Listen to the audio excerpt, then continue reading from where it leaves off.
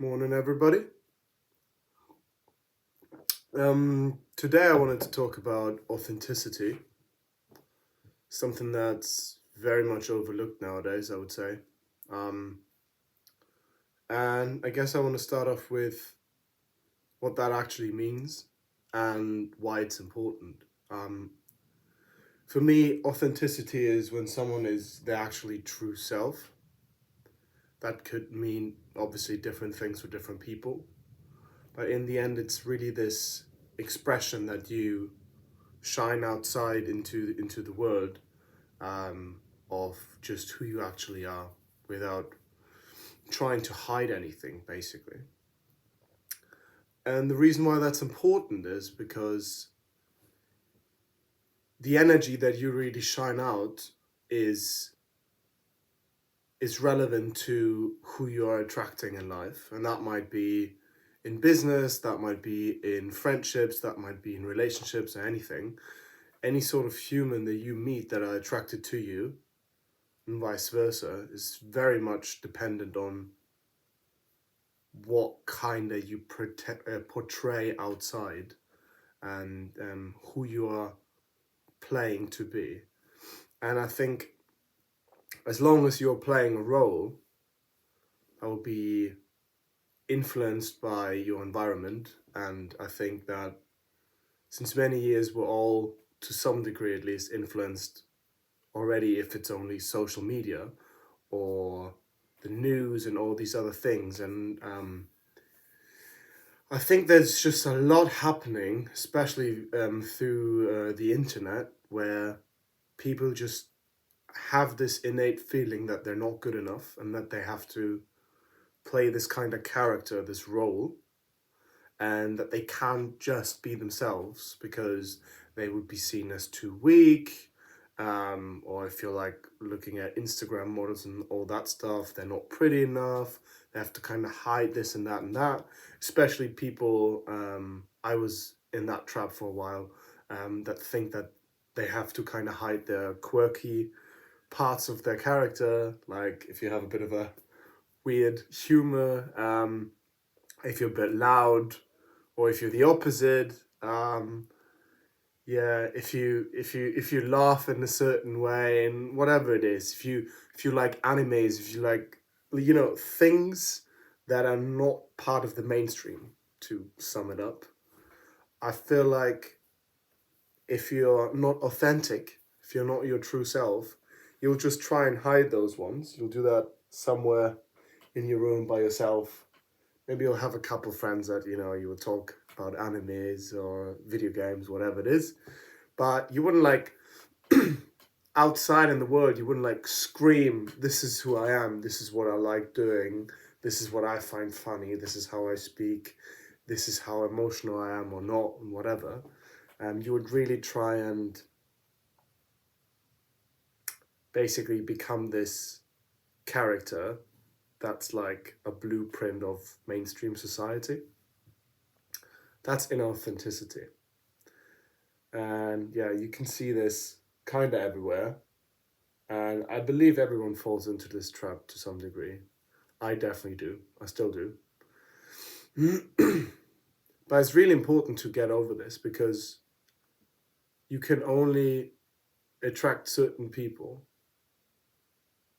You can only attract people in a way that you also like portray yourself outside. So if it's, even if it's just to a certain degree, but if you're not your true self, and if you are using kind of a mainstream character as a blueprint that you put over you, and you put that mask on before you step outside, then you will attract people like that as well. So you will attract people that are in this kind of mainstream sense, and that will be also wearing a mask. So I think this really has detrimental effects on individuals and in the end on society as a whole, because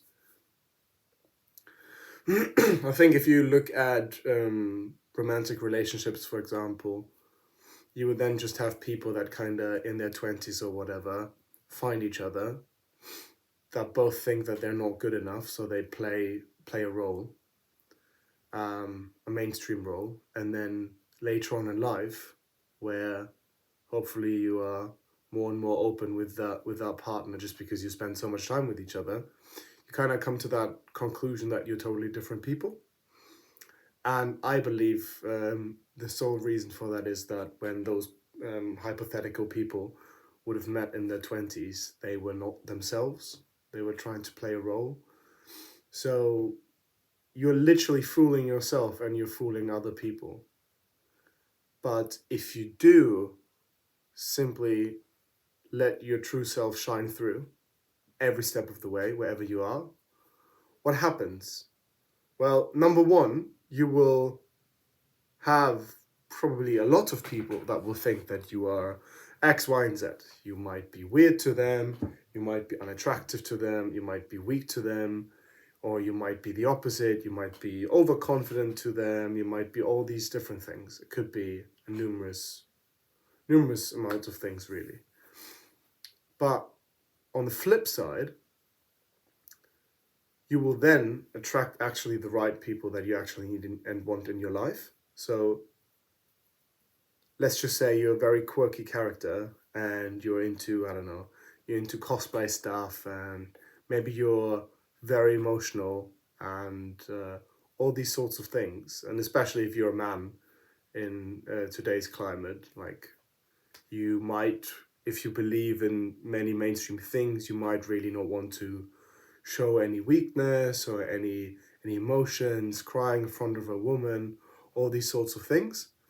But actually, when you do just do that, if that's who you truly are, then you will attract people that will really resonate with you and that will be literally perfect for you in, again, relationship sense, friendship sense, business partners, whatever it is. And I think it's in this way that we overcome all of these traumas and all of these like problems in society on a collective level. It all starts with the individual, so authenticity is key. Now, how do you actually do that? That's not an easy task, is it? Um, I think small steps might be the correct way of approaching this, but in the end, if you step outside your door and you go out with the intention to not try and force anything and to just let conversations, interactions, anything flow, and just, if you just put yourself first, that one's really important, to put yourself first and to just check in with yourself in terms of how and where do I feel most comfortable, and you just do that. I think that's a really, really key first step in terms of authenticity, because then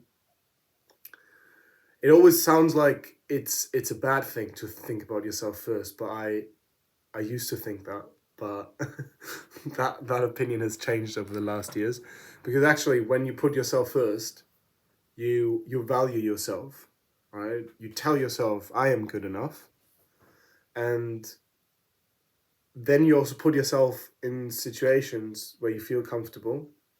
You leave situations where you're not comfortable, and you just make it natural for yourself to just be whoever you are, and if people don't resonate with you, you just move on. So I really think that this is key to practice self-love, to know that you are good enough, to not believe what your thoughts are telling you on a daily basis. That's probably where meditation comes in and other practices, whatever works for you. But meditation's worked wonders for me in the past, because it simply has shown me that whatever goes on in here isn't necessarily the truth, and I just realized that I don't just produce thoughts and that they're mine and I'm responsible for them. It's more on, they might say what they say, but how you react to them, that is in your hands. You can do that. And then you just, I think, combining all of these things, you just get to a point where you actually find your true self, and you find the true divine you, and you don't act out what the external, what the environment and the society kind of wants you to, the role that they want you to play. So you leave that behind, and at the same time, in connection with this, you also get over this kind of fake self that your thoughts are portraying you to be.